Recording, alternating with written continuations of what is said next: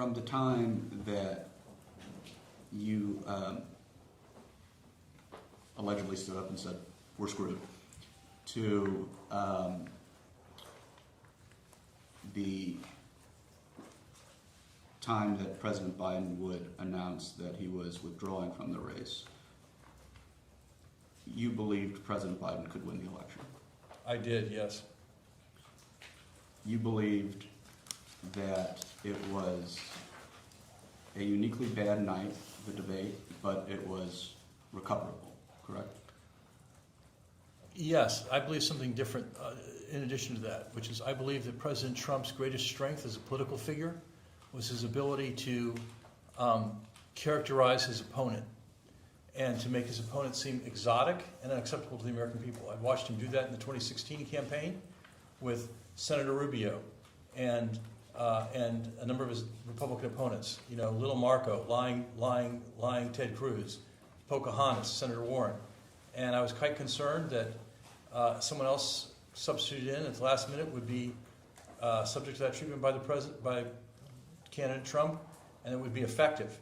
So I thought the centerpiece of the 2024 campaign was about Donald Trump, and I thought that President Biden offered the lowest target zone for President Trump compared to other alternatives. So I thought he was the most effective candidate for the Democratic Party, even if his political skills had diminished. Focusing on what you characterized, I believe, as the uniquely bad night that was the debate, I actually want to show you a video. It's audio, and it is a portion of President Biden's interview with special counsel Herr. I know you were not in the White House in October of 2023, but I'm going to have a few questions after we listen to this clip. Okay, so now let's talk about the Naval Observatory. So you've been living there for 8 years. So at the end of your vice presidency, what kinds of papers or documents or files were at the Naval Observatory as you were preparing to land? Well, I'm trying to think. A lot of my speeches, a lot of the initiatives I've taken, a lot of probably some press clippings, I'm guessing. Trying to think what else? Photographs.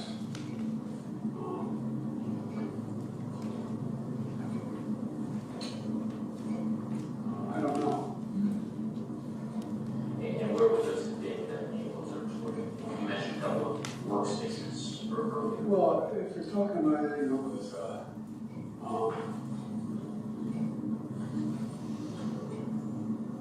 substantive matter, classified or otherwise, the fight in the Judiciary Committee over whether or not I was the guy who wrote the Violence Against Women Act. And it was really meant a lot to me.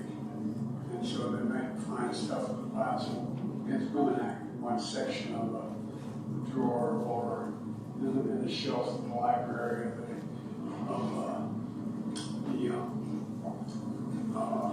the Naval Observatory or issues, relating to, I know that it's not strange to you guys, agriculture is a $4 billion industry. Agriculture is a $4 billion industry in Delaware, Minnesota. And so, or, I have a lot of political things that I don't know where they were, but I know I had material where I, like there's a whole bunch of stuff around about what made me run for president in the first place, and about how things worked out. For example, I was a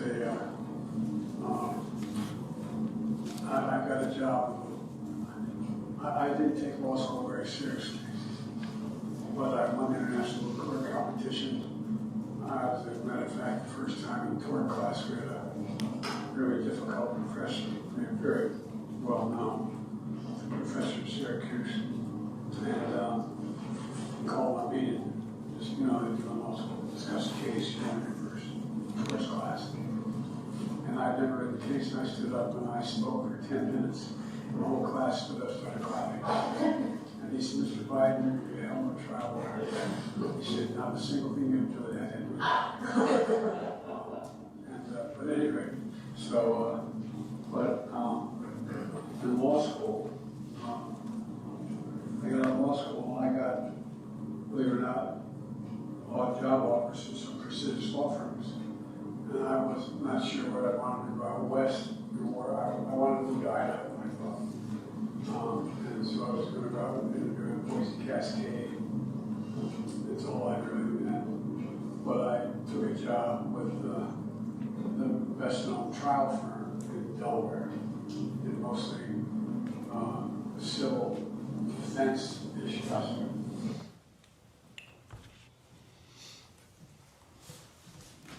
Mr. Klain, Special Counsel Herr's question to President Biden was, what sort of documents would be stored at the Naval Observatory and where would they be stored? I played you 4 minutes of his answer. It goes on for an additional 8 minutes before Special Counsel Herr interrupts the President to ask his question again. During that time, President Biden speaks about the Violence Against Women Act, agriculture in the Delmarva Peninsula, the International Moot Court Competition, moving to Idaho, working at a law firm, the Wilmington Club, the DuPont family, the Civil Rights Movement, reforming the Democratic Party in the South, and his first few races for public office.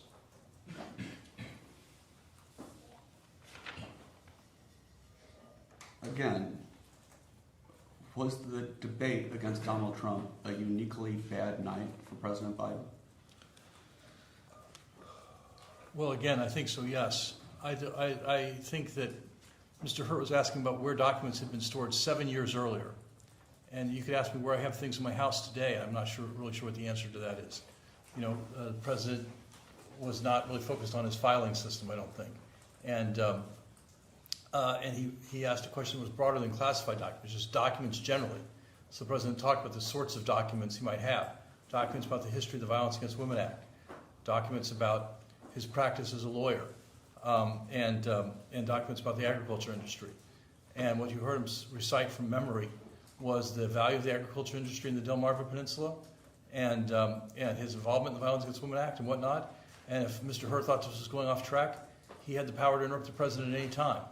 So I guess Mr. Herr must have found this interesting in some respect, and that's up to Mr. Herr. But what he heard from the president was, you know, a recollection of elements of his career that could generate documents that might have been in the Naval Observatory. And again, it was a question fundamentally about his document storage methods 7 years earlier in his residence. So I don't take much from that. Thank you for your answer. I think your answer took, I was counting in my head, about 45 seconds. President Biden's took 12 minutes. Did you have concerns about President Biden's ability to answer questions succinctly and in a coherent fashion at any time? Of course, the president being non-succinct had been a criticism of his entire career. And in fact, one of the things I worked with him on was the 2008 presidential debates when he was a candidate for president. And he very famously gave a debate answer where he was asked, do you think you can be brief and to the point? And he said, do you have any concerns about being brief and to the point? And he said, no. And that was the entirety of the answer. It became a big media sensation that he had a one-word answer. And so we were aware that one of his political liabilities was that he was a long talker. And so that's why when he was president, we focused on prepared speeches to try to contain the length of his speeches, because he did have a tendency to talk at length. and say what was on his mind. That wasn't a question of mental acuity, that was just his style. I think he believed he was a very effective communicator, and the more he talked, the more he would bring people in. And it was part of his political appeal. And, and I think that as time passed, I thought that became less effective. But I don't think that's a question of mental acuity, it's just a question of presentation style. Why do you think it became less effective? Because I think our politics have changed to shorter answers and shorter clips and social media clips and whatnot. And I think these long answers he used to give on the stump in Delaware and the kind of long interactions with voters and backyards and whatnot to seem charming and witty and folksy is not the style of American politics today. But President Biden's ability to actually deliver long narrative responses has changed, don't you think? That doesn't sound, what I just played you does not sound like the Joe Biden from 2008. Do you agree with me? I do not. I think, unfortunately, what you just played is typical of the answers he's given throughout his career. They are often, certainly, he was legendary for us when he was chairman of the Judiciary Committee, of his questions being long-winded and covering a lot of ground. And this was just always his style as a politician. And so it doesn't surprise me that, he continues it. During that same interview, President Biden had to be reminded when he began and separately ended his time as vice president. Are you aware of that? I am not.